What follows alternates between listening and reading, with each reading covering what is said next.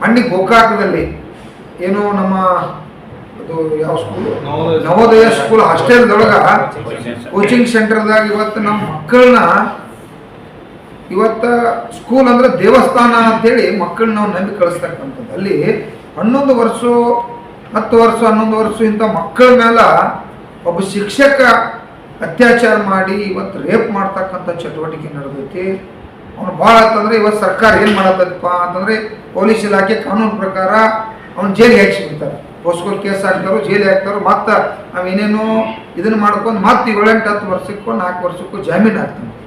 ಅಂಥವ್ರನ್ನ ಸರ್ಕಾರ ಅಂತ ತೈಗಂಡ್ರನ್ನು, ಯಾಕಂದ್ರೆ ಸಣ್ಣ ಮಕ್ಕಳ ಮೇಲೆ ಇವತ್ತು ಹಲವಾರು ಸಲ ಅತ್ಯಾಚಾರ ಮಾಡ್ತಕ್ಕಂಥ ವ್ಯಕ್ತಿನ ಇವತ್ತು ಗುಂಡಿಟ್ಟುಕೊಳ್ತಕ್ಕಂಥ ರಾಜ್ಯದ ಮುಖ್ಯಮಂತ್ರಿ ತಕ್ಷಣ ಕಾನೂನನ್ನು ಮಾಡಬೇಕು. ಇಲ್ಲ ಅಂತಂದ್ರೆ ಈ ರಾಜ್ಯದಲ್ಲಿರ್ತಕ್ಕಂಥ ಹೈಕೋರ್ಟ್ ಇರಲಿ, ಸುಪ್ರೀಂ ಕೋರ್ಟ್ ಇರಲಿ, ಜಡ್ಜಿಗಳು 24 ಗಂಟೆ ಒಳಗೆ ಅವನು ಗಲ್ಲಿಗೇರಿಸ್ತಕ್ಕಂಥ ಕೆಲಸ ಮಾಡಬೇಕು. ಯಾಕಂದ್ರೆ ಇವತ್ತ ಶಿಕ್ಷಣ ಕಲಿಸ್ತಕ್ಕಂಥವ್ರು ಇವತ್ತು ಶಿಕ್ಷಕರ ಈ ರೀತಿ ಸಣ್ಣ ಮಕ್ಕಳ ಮೇಲೆ 11 ವರ್ಷ ಮಕ್ಕಳ ಮೇಲೆ ಬಲಾತ್ಕಾರ ಮಾಡ್ತಾರಂತಂದ್ರೆ ಈ ಸಮಾಜದಾಗ ಈ ಕಾರ್ಯಾಂಗ ಮತ್ತು ಶಾಸಕಾಂಗ ನ್ಯಾಯಾಂಗ ಇವತ್ತು ಸತ್ತಿರ್ತಕ್ಕಂಥದ್ದು. ಯಾಕ ಇವತ್ತು ಜಡ್ಜ್ ಇರಲಿ, ಮತ್ತೊಬ್ರು ಇರಲಿ, MLA ಇರಲಿ, ನನಗೆ ಬೇಜಾರ ಇಲ್ಲಿವರೆಗೆ ಯಾವುದೂ ರಾಜಕಾರಣಿಗಳು ಈ ವಿಷಯವನ್ನು ಎತ್ತಿಲ್ಲ. ನಮ್ಮಲ್ಲಿ ಈ ಭಾಗದಾಗ 18 ಮಂದಿ MLA ಅದಾರ, 2 MP ಕೂಡ ಈ ವಿಷಯ ಬದಲು ಗಂಭೀರವಾಗಿ ಯಾಕೆ ಚಿಂತನೆ ಮಾಡ್ತಾ ಇಲ್ಲ. ಸ್ಕೂಲ್ದಾಗ ಇವತ್ತ ಒಂದು 11 ವರ್ಷ ಮಕ್ಕಳ ಮೇಲೆ ಅತ್ಯಾಚಾರ ನಡೆದದ್ದನ್ನು ಗಂಭೀರವಾಗಿ ತಗೊಳ್ಳೇಬೇಕ. ಇಲ್ಲ ಅಂತಂದ್ರೆ ನಾವು ಕರ್ನಾಟಕ ರಾಜ್ಯ ರೈತ ಸಂಘ ನಮ್ದೇನು ಹಲವಾರು ನನ್ನ ರಾಜ್ಯದ ಎಲ್ಲ ಜಿಲ್ಲೆಯ ಮುಖಂಡರು ಕೂಡ ನಾವು ಸೇರಿ ಇಲ್ಲ ಹೈಕೋರ್ಟು ಇಲ್ಲ ಬೆಳಗಾವಿ ಕೋರ್ಟ್ ಮುಂದೆ ಬೇಕಾರ ಅವನ ಕೈಲಿಗೆ ಹಾಕ್ಬೇಕ. ಇಲ್ಲ ಅಂತಂದ್ರೆ ನಮಗೆ ಪಬ್ಲಿಕ್ ಅವನು ಕೊಡ್ತಕ್ಕಂಥ ಕೆಲಸ ಮಾಡ್ಬೇಕು. ಅಂತ ಇವತ್ತೇನು ಅಂತಕ್ರದಾರು ಅಂತ ಇವತ್ತೇನು ದುಷ್ಟರದಾರು ಅವ್ರನ್ನ ಇವತ್ತ ಯಾಕಂದ್ರೆ ಎಂತಿಂಥವ್ರನ್ನ ಇವತ್ತು ಸರ್ಕಾರ ಕ್ರಮ ತಗೋತಕ್ಕಂಥ ಕೆಲಸ ಮಾಡತ್ತದ.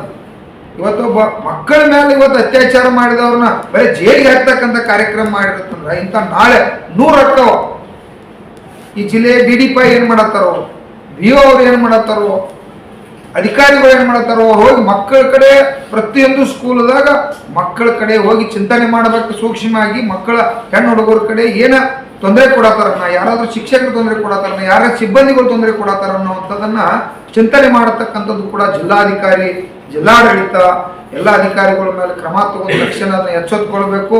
ಇಲ್ಲ ಅಂತಂದ್ರೆ ಅದನ್ನ ಸಾರ್ವಜನಿಕರ ಕೈ ಎತ್ಕೋಬೇಕಾಗತ್ತೆ ಅಂತೇಳಿ ಕೂಡ ಎಚ್ಚರಿಕೆಯನ್ನು ಕೊಡ್ತಾ ಇದ್ದೀವಿ. ಈಗ ಇನ್ನೊಂದು ವಿಷಯನ ನಮ್ಮ ಈಗ ಡೆಲ್ಲಿಯಲ್ಲಿ ವಿದ್ಯಾರ್ಥಿಗಳ ಲಾಠಿಚಾರ್ಜ್ ಅದರ ಬಗ್ಗೆ ತಾವು ಮಾತಾಡ್ತಾರೆ. ಹೌದು, ಈಗ ಮಾಧ್ಯಮದಿಂದ ಏನು ಹೇಳ್ತಾರೆ? ಇವತ್ತು ದಿಲ್ಲಿಯಲ್ಲಿ ಆಗಿರ್ತಕ್ಕಂಥದ್ದು ವಿದ್ಯಾರ್ಥಿಗಳದ ನೀಟ್ ಎಕ್ಸಾಮ್ ಸಂಬಂಧ ಏನು ಭ್ರಷ್ಟಾಚಾರಿಕೆ ಅನ್ನುವಂಥ ಹೋರಾಟ ಇತ್ತು. ಆ ಹೋರಾಟಕ್ಕೆ ನಿನ್ನೆ ನರೇಂದ್ರ ಮೋದಿ ಅವರ ನಿನ್ನೆ ಭಾಷಣ ಮಾಡಿ ಹೇಳ್ತಕ್ಕಂಥ ಚಟುವಟಿಕೆ ಇದನ್ನ 4 ದಿವಸದಿಂದ ಅವ್ರು ಹೇಳಿದ್ರಪ್ಪ ಅಂದ್ರೆ ಈ ಪರಿಸ್ಥಿತಿ, ಈ ಹೋರಾಟ 100 ಜನ ಇವತ್ತು ಅವ್ರ ಕಡೆ ವಿದ್ಯಾರ್ಥಿಗಳು ಬಡಿಸ್ಕೊಂಡು ತಮ್ಮ ಇದೆಲ್ಲ ಶ್ರಮ ಈ ನಾಡಿನಲ್ಲಿ ಇದೇನು ಲಾಠಿ ಚಾರ್ಜ್ ಆಗ್ತಕ್ಕಂಥ ಚಟುವಟಿಕೆ ಸಾಧ್ಯತೆ.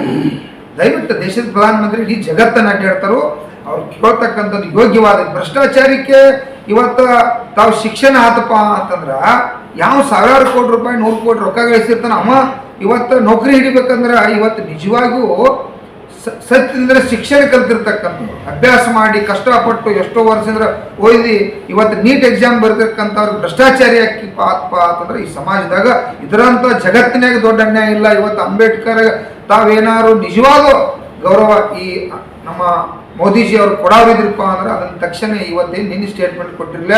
ಇಷ್ಟೆಲ್ಲ ಆದ್ಮೇಲೆ ಕೊಡೋದಲ್ಲ.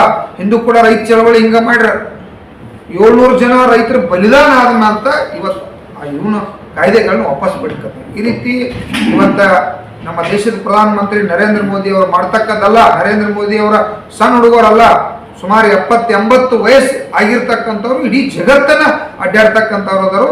ಇನ್ನು ಮುಂದೆ ಈ ರೀತಿ ಆಗಲ್ದಂಗ ಈ ದೇಶದ ಪ್ರಧಾನಮಂತ್ರಿ ಅವರು ನೋಡ್ಕೊಳ್ಲೇಬೇಕಂತ ಹೇಳ್ತೀನಿ.